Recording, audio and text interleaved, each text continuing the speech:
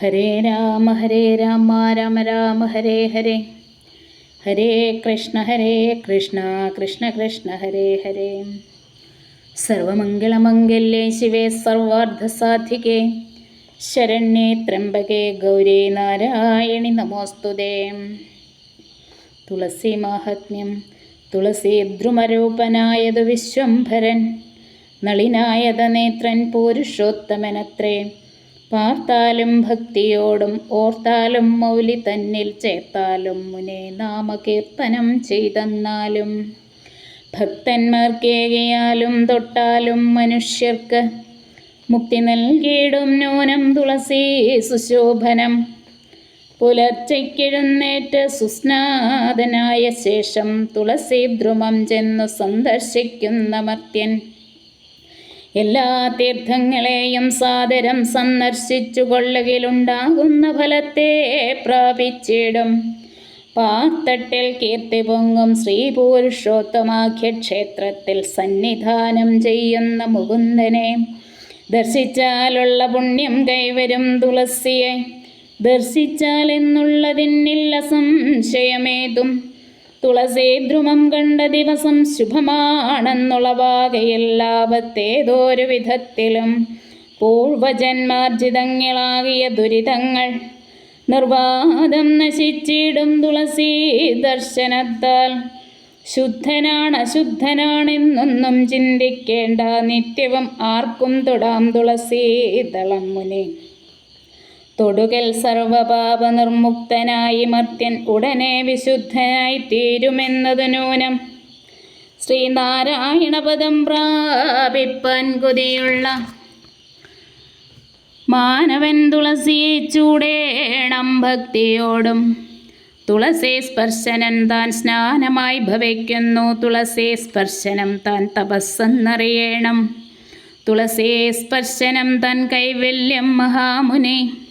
തുളസി സ്പർശനം താൻ വ്രതമെന്നുറച്ചാലും ആരഹോ പ്രദക്ഷിണം ചെയ്തവൻ തുളസിയെ നേരിട്ടായവൻ ചെയ്താൽ ഹരിയെ പ്രദക്ഷിണം.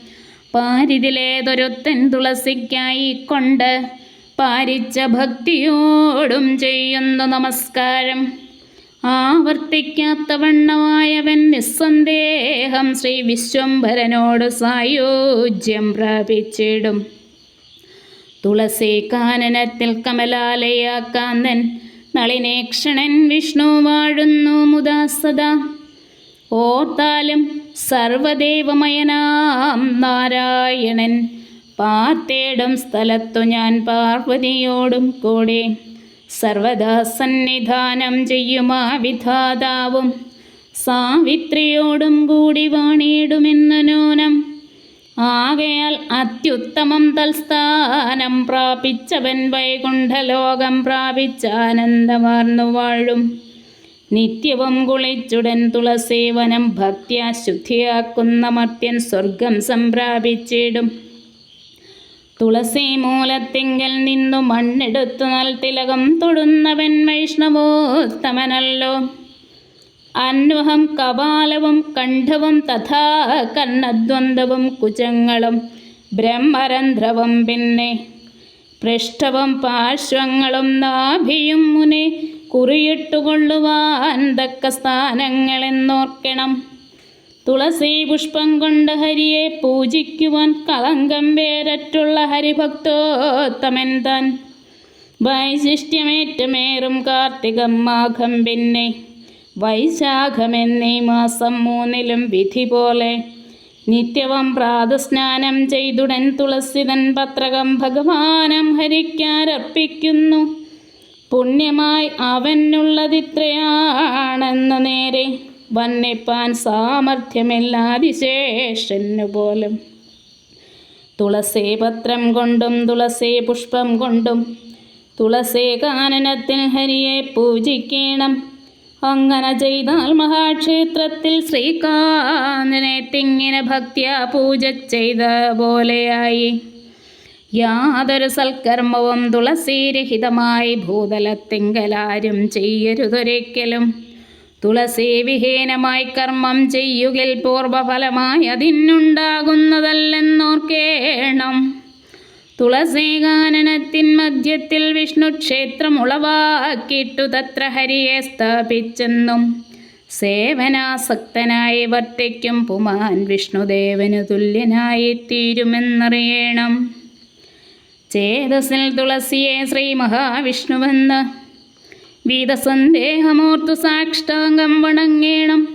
നമസ്തേ സദാ ദേവദേവേശ നാരായണ, നമസ്തേ വൃന്ദാരക ദൈദേയ ജഗദ്ഗുരു, നമസ്തേ ഹരേ ഘോര സംസാരത്തിങ്കൽ നിന്ന് സമസ്തേശ്വരനാഥ പാലനം ചെയ്യണമേ. മന്ത്രമിങ്ങനെ ജപിച്ചേഴുരുവല്ലെന്നാകിൽ അന്തരംഗത്തിൽ ഭക്ത്യാ മൂന്നുരുവെന്നാകിലും ചെയ്യണം പ്രദക്ഷിണം തുളസി ദ്രുമത്തിനെ. പൊയ്യല്ലിങ്ങനെ ചെയ്ത മാനുഷൻ കരയേറും. മാലെല്ലാം അകറ്റി ത്രൈലോക്യം മുഴുവനും പാലനം ചെയ്യുവാൻ ഏറ്റം താൽപ്പര്യം കൂടും ശിവേ. എങ്ങനെ നദികളിൽ ശ്രേഷ്ഠയായി വിളങ്ങുന്നു ഗംഗെ, അങ്ങനെ തന്നെ ത്രൈലോക്യം ശുദ്ധമാക്കാൻ തുളസി സ്വരൂപിണി. സർവവൃക്ഷങ്ങളിൽ നീ കളയും ദൃഢം സർവദുരിതം ത്വരിതം നീ. കമലാസന വിഷ്ണു പ്രമുഖന്മാരായിട്ടുള്ള അമരപ്രവരന്മാരെല്ലാവരും കൂടിപ്പുര പരിപാവനമാക്കി തീർക്കണം വിശ്വമെന്ന് പെരുകെ പ്രാർത്ഥിച്ചു കൊണ്ടർച്ചിക്ക കാരണത്താൽ ധരയിൽ ജനിച്ചു നീ ലോകൈകവന്യേ ഭക്ത്യ. വരദേ വന്ദിക്കുന്നേൻ തുളസീ പ്രഥമേ. ഇങ്ങനെ ജപിച്ചുകൊണ്ടാരെന്നും തുളസിയെ തിങ്ങിന ഭക്തിയോടും ചെയ്യുന്നു നമസ്കാരം. സർവദാ സർവാർത്ഥതയായി ഭവിച്ചിടും ദേവി നിർവാദമായവർക്കെന്നോർത്താലും സുരമുനെ. തുളസി സർവദേവ പ്രീതിവർദ്ധിനിയല്ലോ, തുളസീവനം സർവദേവാദി സംസ്ഥാനമാം. നളിനോദ്ഭവസൂനോ വളരെ പ്രീതിയോടും തുളസി കാനനത്തിൽ വാഴുന്നു പിതൃക്കളും. പിതൃദേവാദി പൂജാ സമയങ്ങളിലെല്ലാം മതിമാൻ തുളസിയെ തീർച്ചയായി കൈക്കൊള്ളേണം. തുളസീദളം കൊണ്ടു പൂജിച്ചില്ലെങ്കിൽ പൂർണ്ണഫലമുണ്ടാകയില്ല കർമ്മങ്ങൾക്കെന്നു നൂനം. ഹരിക്കും പിതൃക്കൾക്കും ദേവന്മാർക്കെല്ലാവർക്കും പെരുക പ്രീതിപദം തുളസീദേവിമാർക്കും.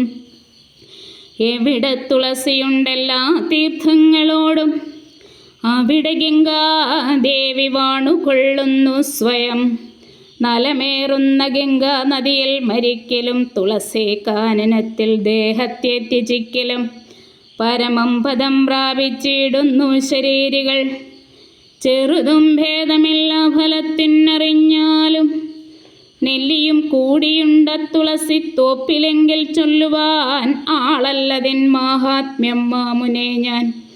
കൂവളം കൂടെയുണ്ട കൂട്ടത്തിലെന്നു വന്നാൽ ശ്രീ വാരാണസി തന്നെ ആ സ്ഥലം നിസ്സംശയം.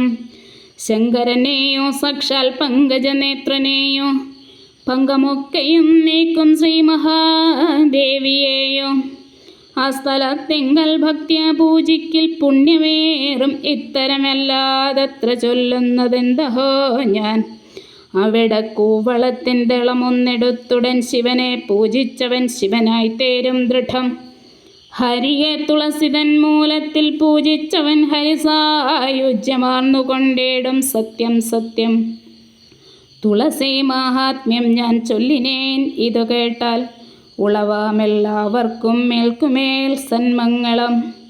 അദ്യ ഞാൻ ദേവി മഹാഭാഗവതത്തിലേവം അധ്യായം 79 ചൊന്നേൻ ശുഭം.